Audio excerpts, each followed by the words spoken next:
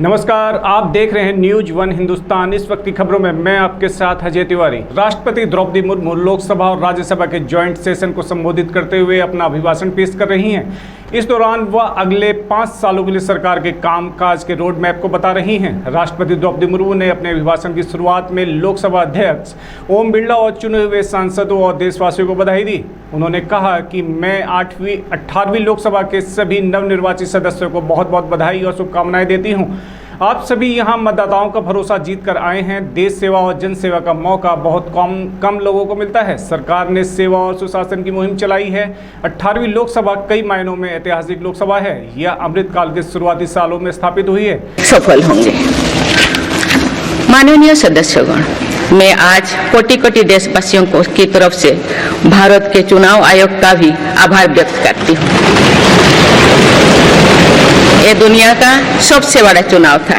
करीब 64 करोड़ मतदाताओं ने उत्साह और उमंग के साथ अपना कर्तव्य निभाया है। इस बार भी महिलाओं ने बढ़ चढ़कर मतदान में हिस्सा लिया है। इस चुनाव की बहुत सुखद तस्वीर जम्मू कश्मीर में भी सामने आए हैं। कश्मीर घाटी में वोटिंग के अनेक दशकों के रिकॉर्ड टूटे हैं। बीते 4 दशकों में कश्मीर में हमने बंद और हड़ताल के बीच कम मतदान का दौर ही देखा था। भारत के दुश्मन इसको वैश्विक मंचों पर जम्मू कश्मीर की राय के रूप में दुष्प्रचारित करते रहे, लेकिन इस बार कश्मीर घाटी ने देश और दुनिया में ऐसे हार ताकत को करारा जवाब दिया है। पहली बार इस लोकसभा चुनाव में घर पर जाकर भी मतदान कराया गया है। मैं लोकसभा चुनाव से जुड़ी हर कर्मी को सराहना करती हूं और अभिनंदन करती हूं। राष्ट्रपति द्रौपदी मुर्मू ने संसद के दोनों सदनों के संयुक्त सत्र को संबोधित करते हुए कहा, 6 दशकों के बाद देश में पूर्ण बहुमत वाली एक स्थिर सरकार बनी है। लोगों ने तीसरी बार इस सरकार पर भरोसा दिखाया है। लोग इस बात से अवगत हैं, यह सरकार उनकी आकांक्षाओं को पूरी कर सकती है। 18वीं लोकसभा कई मायनों में एक ऐतिहासिक लोकसभा है। यह लोकसभा अमृतकाल के शुरुआती वर्षों में बनी थी। यह लोकसभा गोद लेने के 56वें वर्ष की भी साक्षी बनेगी। देश के संविधान का आगामी सत्रों में यह सरकार इस कार्यकाल का पहला बजट पेश करने जा रही है। यह बजट बड़ी आर्थिक और सरकार की दूरगामी नीतियों के साथ साथ भविष्यवादी दृष्टिकोण का एक प्रभावी दस्तावेज होगा। इस बजट में सामाजिक फैसले, कई ऐतिहासिक कदम भी दिखेंगे। ऐसा समय में जो भारत के लोगों की आकांक्षाएं सर्वोच्च स्तर पर है, लोगों ने मेरी सरकार पर लगातार तीसरी बार भरोसा जताया है।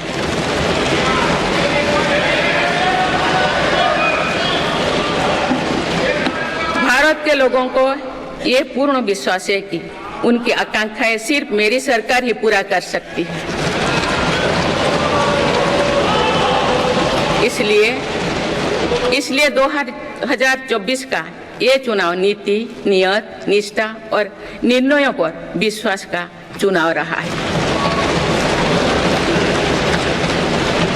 मजबूत और निर्णायक सरकार में विश्वास, सुशासन, स्थिरता और निरंतरता में विश्वास, ईमानदारी और कड़ी मेहनत में विश्वास, सुरक्षा और समृद्धि में विश्वास, सरकार की गारंटी और डिलीवरी पर विश्वास, विकसित भारत के संकल्प में विश्वास।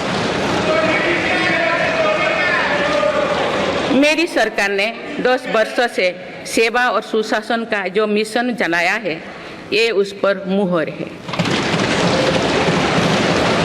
ये जनादेश है कि भारत की विकसित बनाने का काम बिना रुके चलता रहे और भारत अपने लक्ष्यों की प्राप्ति करते रहे।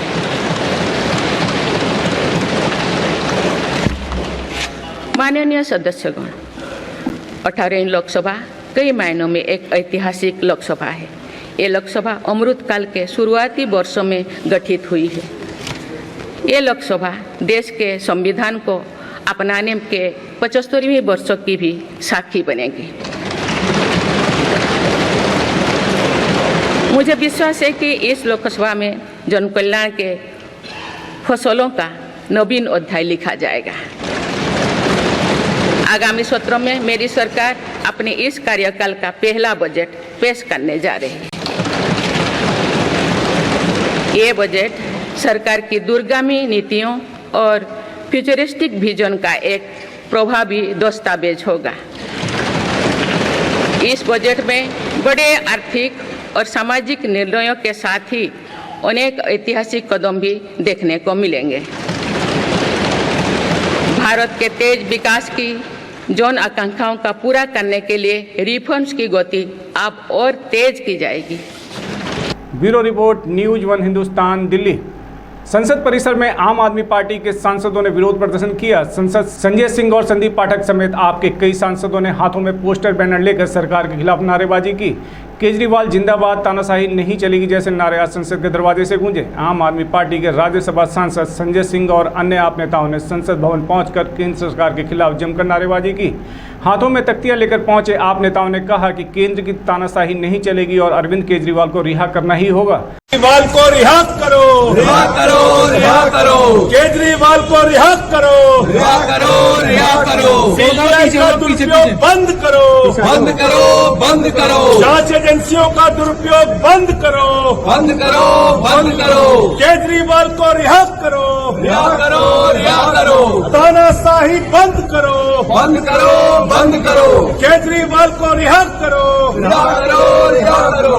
तानाशाही बंद करो, बंद करो, बंद करो। अरे लोकतंत्र में तानाशाही नहीं चलेगी, नहीं चलेगी। अरे लोकतंत्र में तानाशाही नहीं चलेगी, नहीं चलेगी। अरे लोकतंत्र में तानाशाही नहीं चलेगी, नहीं चलेगी। लोकतंत्र जिंदाबाद, जिंदाबाद, जिंदाबाद। संविधान जिंदाबाद, जिंदाबाद, जिंदाबाद। तानाशाही मुर्दाबाद, मुर्दाबाद, मुर्दाबाद। अरविंद केजरीवाल जिंदाबाद, जिंदाबाद, जिंदाबाद। अरविंद केजरीवाल जिंदाबाद, जिंदाबाद, जिंदाबाद। केंद्र सरकार मुर्दाबाद, मुर्दाबाद, मुर्दाबाद। केंद्र सरकार मुर्दाबाद, मुर्दाबाद, मुर्दाबाद। केजरीवाल को रिहा करो, रिहा करो, रिहा करो। केजरीवाल को रिहा करो, रिहा करो, रिहा करो। अरे रिहा तुमको करना होगा, करना होगा, करना होगा। रिहा तुमको करना होगा, करना होगा, करना होगा। प्रधानमंत्री जवाब दो, जवाब दो, जवाब दो। प्रधानमंत्री जवाब दो, जवाब दो, जवाब दो। जवाब तुमको देना होगा, देना होगा, देना होगा। जवाब तुमको देना होगा, देना होगा, देना होगा। संसद में राष्ट्रपति के अभिभाषण से पूर्व संजय सिंह ने कहा था कि वो प्रेसिडेंट एड्रेस का बहिष्कार करेंगे क्योंकि वो सरकार का लिखी स्पीच है जो महामहिम पढ़कर सुनाती हैं। वहीं संजय सिंह ने राज्यसभा से अपने निलंबन को खत्म किए जाने पर उपराष्ट्रपति का धन्यवाद भी किया था। केजरीवाल की गिरफ्तारी से आम आदमी पार्टी भड़की हुई है और पार्टी के सांसद संसद में इसी को लेकर विरोध प्रदर्शन भी करेंगे। उधर आप सांसद संजय सिंह ने आज कहा कि करीब 1 साल के बाद संसद में जाने की अनुमति प्राप्त हुई। उन्होंने अपने एक्स अकाउंट पर इसकी जानकारी भी साझा की। उन्होंने लिखा है कि निलंबन खत्म हुआ। माननीय सभापति उपराष्ट्रपति जगदीप धनखड़ भी, प्रिविलेंज कमेटी के सभापति व सभी माननीय सदस्यों का अत्यंत धन्यवाद व आभार। दिल्ली के लोकप्रिय मुख्यमंत्री जो 3 बार से प्रचंड बहुमत से जीत के आए हैं, उनको गिरफ्तार करके जेल में डाल दिया गया। और किस दिन जेल में डाला गया? जब सुप्रीम कोर्ट से उनकी जमानत पर मोहर लगनी थी, जब सुप्रीम कोर्ट से उनके छूटने की पूरी संभावना थी, उस वक्त केजरीवाल जी को सीबीआई ने गिरफ्तार कर लिया। ईडी कोर्ट ने उनको जमानत दे दी। तो मैं समझता हूं कि ये एक तानाशाही का बहुत बड़ा उदाहरण है और भारत के प्रधानमंत्री को जांच एजेंसियों के दुरुपयोग के ऊपर बोलना चाहिए, इसको रोकना चाहिए, अरविंद केजरीवाल को रिहा करना चाहिए। इस मांग को लेकर आज हम लोग यहाँ पर इकट्ठा हुए हैं, अपना प्रोटेस्ट दर्ज करा रहे हैं और राष्ट्रपति जी का हम पूरा सम्मान करते हैं। लेकिन राष्ट्रपति जी का जो अभिभाषण होता है वो सरकार का लिखा हुआ भाषण होता है। उस सरकारी भाषण में वो लोकतंत्र को लेकर बड़ी बड़ी बातें कहेंगे, उस सरकारी भाषण में वो संविधान को लेकर बड़ी बड़ी बातें कहेंगे, लेकिन जो सच्चाई है जमीन की, पूरे देश में भारत के संविधान और लोकतंत्र को कुचला जा रहा है। झारखंड के मुख्यमंत्री रहे हेमंत सोरेन जी को गिरफ्तार करके जेल में डाल दिया। वेस्ट बंगाल में जांच एजेंसियों का दुरुपयोग हो रहा है, महाराष्ट्र में जांच एजेंसियों का दुरुपयोग हो रहा है, दिल्ली में जांच एजेंसियों का दुरुपयोग हो रहा है। हमारे मुख्यमंत्री जेल में है, हमारे एक शिक्षा मंत्री को जेल में डाल दिया, स्वास्थ्य मंत्री को जेल में डाल दिया, मुझे 6 महीने जेल में रखा। तो इस सारे सवालों को लेकर आज हम लोग यहाँ पर इकट्ठा हुए हैं और हम लोग सरकार के लिखे गए भाषण का बहिष्कार कर रहे हैं। राष्ट्रपति जी के प्रति पूरा सम्मान है, उनका अपना कोई कार्यक्रम होगा तो निश्चित रूप से। आज तो हमने अपने प्रोटेस्ट की शुरुआत की है, अब इंडिया ब्लॉक के भी नेताओं से बातचीत हो रही है और उनके समर्थन से भी इस आवाज को आगे बुलंद किया।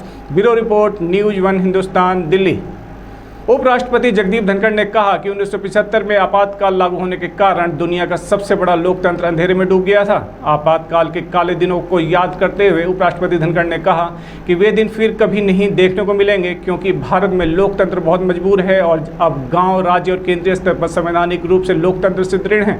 उत्तर प्रदेश के गाजियाबाद में सेंट्रल इलेक्ट्रॉनिक्स लिमिटेड के स्वर्ण जयंती समारोह को संबोधित करते हुए उपराष्ट्रपति धनखड़ ने वैज्ञानिकों और प्रौद्योगिकीविदों की भूमिका की महत्ता पर प्रकाश डालते हुए उन्हें नए भारत का निर्माता बताया। सरकार द्वारा कुछ वर्ष पहले घाटे में चलने वाले उपक्रम CEL का विनिवेश करने की दिशा में कदम उठाए गए थे, लेकिन हाल ही में CEL ने बहुत उत्साहजनक प्रदर्शन करने के साथ अर्जित करने वाली मिनी रत्न कंपनी बन गई। CEL को मिनी रत्न का दर्जा दिए जाने की सराहना करते हुए उपराष्ट्रपति ने कहा कि CEL अन्य सभी संस्थानों के लिए एक रोल मॉडल है और इसकी सफलता से प्रेरणा लेकर उन्हें आगे बढ़ना चाहिए। My dear friends, the current scenario is being shaped by disruptive technologies. We have to live with them. Machine learning, blockchain, artificial intelligence, Internet of Things, and the kind. They have made inroads in our daily life, in our workspace. They offer opportunities, they offer challenges. In that scenario, technologies like artificial intelligence, quantum computing, quantum communication, electric vehicles, 6G are the real drivers today. You will be happy to learn that India is amongst very few countries in single digit who are focusing on quantum computing. You will be happy to know that on hydrogen mission, we are focusing, and the countries in the world are not in double digit. We are really very far-sighted. But cutting edge technology is provided by innovation at your level. Strategies like technology denial, choking supply chains of semiconductors, critical minerals and strategic minerals would be some of the ways to tackle the adversary. Strategic situations have undergone sea change, complete transformation. We are much beyond a conventional warfare mechanism. Our technological power, our technological growth will not only define our defense preparedness, but will also sustain transformative social mechanism and make lives of people comfortable. At the heart of all these is electronics.